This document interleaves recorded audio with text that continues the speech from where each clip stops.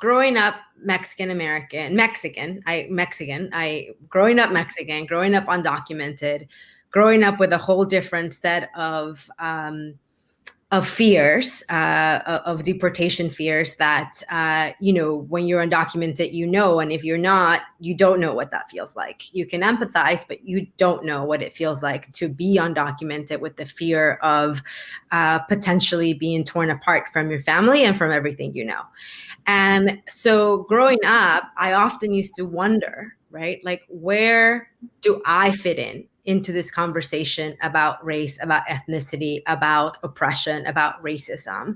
Because I'm not Black, but I am also not white. I don't present as white. And I know that the conversation, the conversation can sometimes be like, is it white passing? Is it white? I don't know what the answer is. But all I know is that I look like this. And because I look like this, I go through the world in a certain way and do experience racism. But I think that there's often not room to have those conversations. And I think that's what's happening now within the Latino community, that the conversation is becoming only about the privilege of white people, of white passing white Latinos, and then the very deep, real oppression of Black Latinos.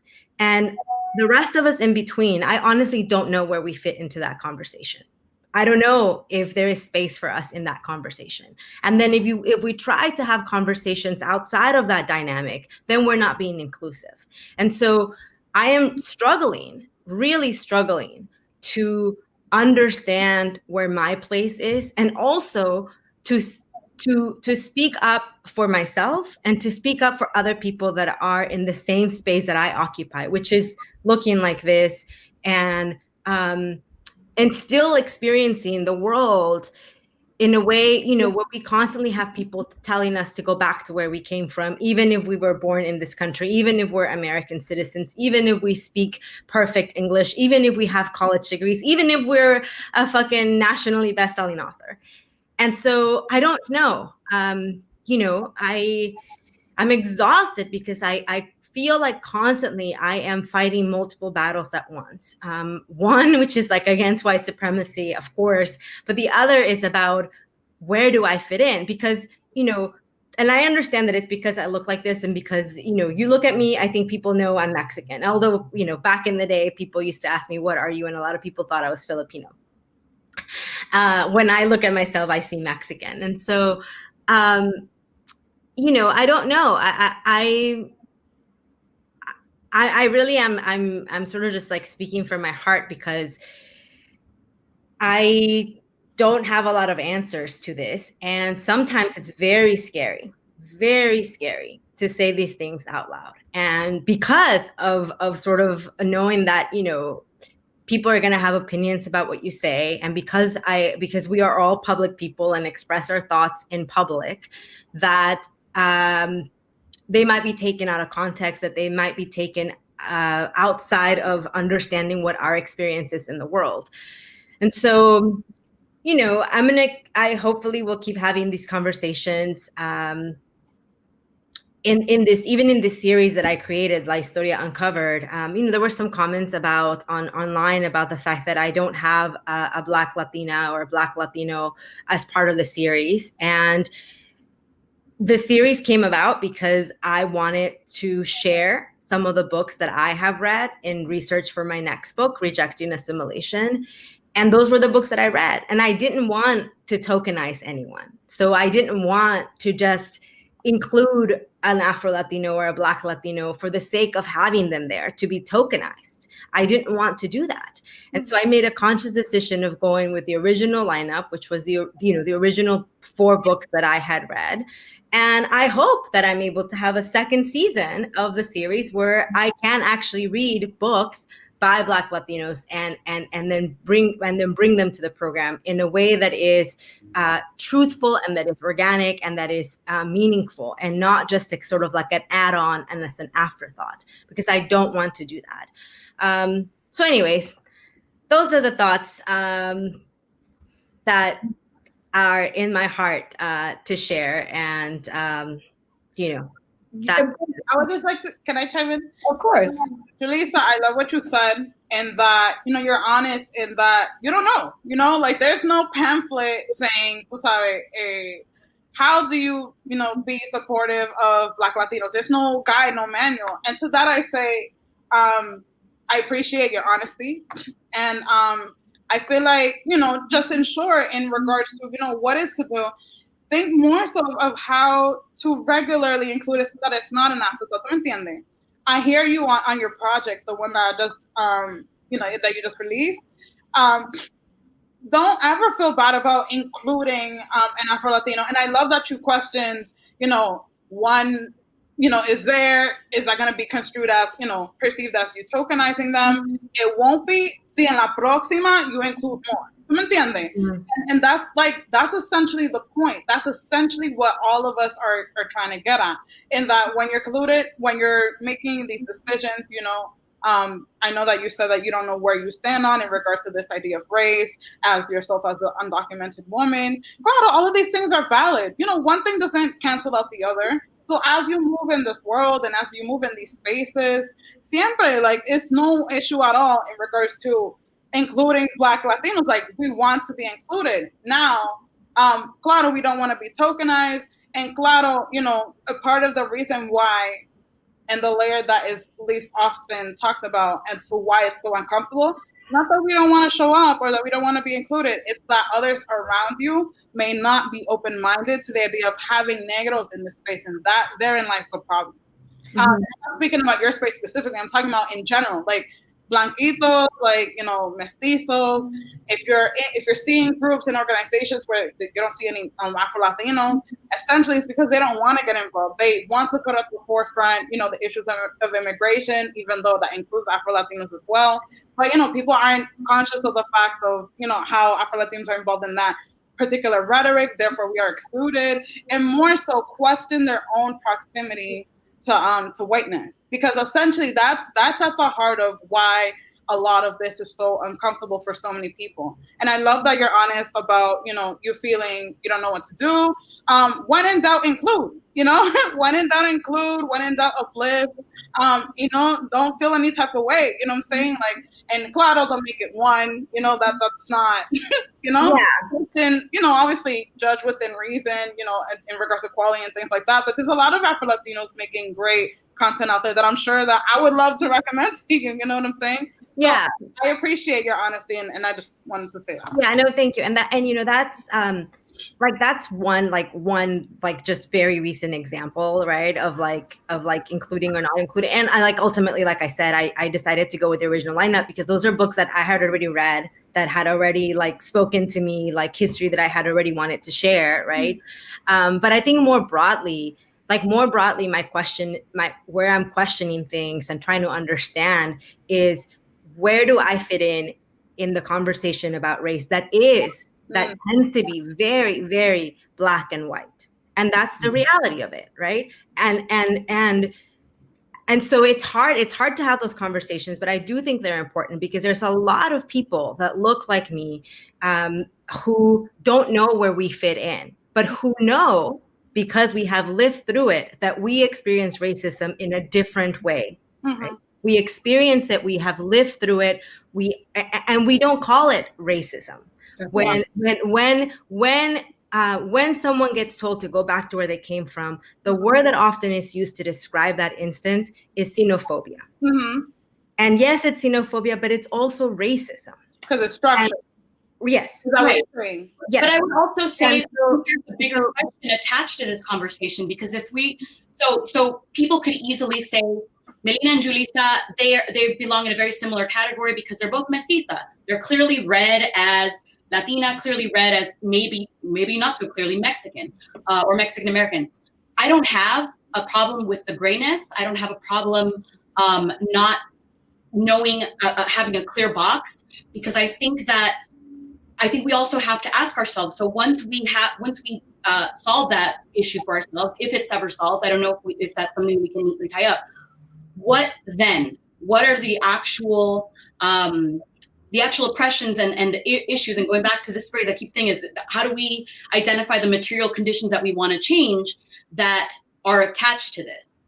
So I don't know, maybe that's a third conversation. Yes, absolutely. And I told you this, it's very different also regionally, right? Because I was born in Boston and I grew up between Miami and New York.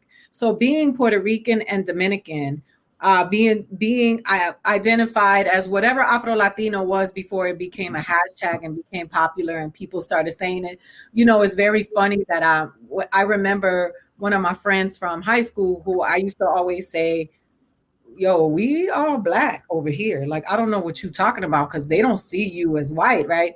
And she was like, I'm not Black. I'm Dominican. I'm not Black. I'm Dominican. I'm not Black. Don't call me that. I'm not Black. Just recently was like, sent me a message on Facebook and was like, I guess what? I found out I was Black. And she was like, use me in one of your skits, as people always tell me, because I'm a stand-up comedian, and I was like, but the reality of being not Mexican and not Central American, when you go to other parts of the country, when you grew up in other parts of the country and you come to Los Angeles, your proximity to Blackness is identified more because you are not Central American, right? So people who are like Rosie Perez, people will say, oh, she's a light-skinned Black woman. She's Afro-Latina. She's the first Afro-Latina, Coco from Fame. And it is a very complicated place. My birth certificate from Boston, born in Brigham Young Women's Hospital, has nothing in the race. There is no W, there is no B. I'm a white person on my birth certificate. Yes, because in Boston, in the Northeast, they would put a C for Caucasian for the Latinx people. But they didn't even give me the C. A lot of what that comes from, it goes back to like all the way back to like the United States invasion of Mexico, because Mexico was colonized twice, first by Spain and then by the United States. And when the Treaty of Guadalupe Hidalgo, which then the U.S. stole like half of what the United States used to be part of Mexico. And as part of the treaty, Mexicans who were now living in that territory were given U.S. citizenship. But at that time in the Congress, there were laws that said that only free white people could be citizens. So here comes Mexicans who are not white, who most of them were not white. There were some Mexicans that were, Spaniards that were born in Mexico and they were now called Mexicans, who were white. But the majority of the people who were quote unquote acquired in that territory were labeled white. And that, when I go back to it, I'm like, that created such a host of issues because unos se las creyeron. Like, unos se la creyeron, los que no se la creyeron continually have sought whiteness as a way to advance, as a way of economic mobility, as a way to protect themselves from racism and discrimination. It has never worked out to try to veil ourselves under whiteness. But that's like partly where it comes from. Is all the way back to then, all the way back to Mexicans being an unwanted bounty of war, because the way that the border was drawn and the land that the United States acquired or stole from Mexico was specifically drawn so that they would get the most amount of land with the least amount of Mexicans, because they viewed those Mexicans as a problem. I think we also have to interrogate Mexico as a settler colonial state, because they never should have had those borders either. They took land from Yaquis, Apaches, Pueblo, you name it. I wish I knew more because those were all different indigenous nations. So I think the Spanish, by the way, it was the Spanish colonizers. Never should have done that. You're right. It was the Spanish colonizers, and later it became Mexico. By that time, there were Mexicans lines drawn. That land should never have been taken from those indigenous people. Yeah. When we talk about land to Mexico, or we want to invalidate the fact that this land was quote unquote taken, we also have to again be consistent with this lens. If we're going to interrogate the settler colonial state of the U.S., then Mexico deserves to be under that same scrutiny too. But can I make something clear? Today, something clear, which is the following. when that land was taken, and it was taken and robbed from indigenous people, as you were saying, when that happened, it was not called Mexico. It was called New Spain, and it was still part of the same colonizers that took the land from the Maya, from the Aztec, from all of the other tribes, indigenous tribes in Mexico. So yes, you are correct that there was a lot of that land that was no longer indigenous land that became Mexican land, because by the time Mexico won its independence, right, all of that region was now called Mexico.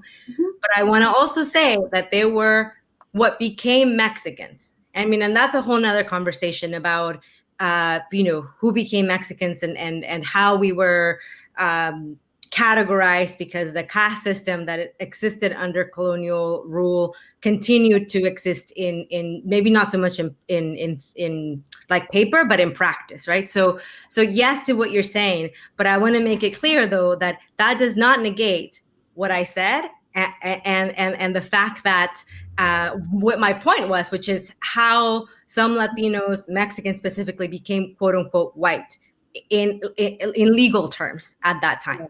I want to just jump in quickly. Both points are well taken, and I want to make sure it's so much, right? Because we are such a complexity, and as I sit here and I'm like, I actually am an empath. So if I feel like I hurt somebody or I did something, I'm like, did I say something that was insensitive? Because I want to learn and I want to grow. And that's the purpose of me doing this. I'm a stand-up comedian, an actress, a writer, and a producer. I don't have to do this. I only do this because I think it's important to provide a platform for our points of views, because that's not in the mainstream. I don't know how many conversations about Afro-Latinidad have you seen, or Blackness within the Latinx spectrum on CNN or MSNBC, but it just doesn't happen. And I'm like, this is unfucking believable and ridiculous at the same time, because within this spectrum of who we are, there's so many things that are just atrocious at the hands of colonization, right? So, and it's just so important that we hold a space so that Gata can tell us what we are doing wrong. You can tell me as a Puerto Rican woman when my language is wrong with regards to Mexican and Central Americans, because we've been indoctrinated into hating each other and ourselves. And you hear a Puerto Rican say, don't call me no fucking Mexican, or Mexicans say, I'm not no goddamn Puerto Rican, but as if it is an insult. And it's all a play of white supremacy. So for me, it is like, let's have the conversations. Gata, you're from Panama. You look at television, you even see Puerto Ricans and Dominicans, even though they're the criminals and the Mexicans are the maids. But you don't ever hear people talking about Panamanians in television in the mainstream, right?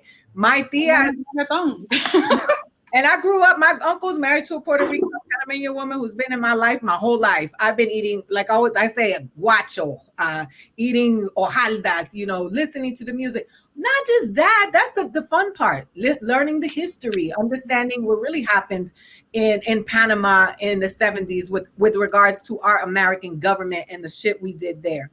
So when we sit there, we have these conversations. That's why I do it, because I'm not getting famous for doing this. I'm losing jobs for doing this.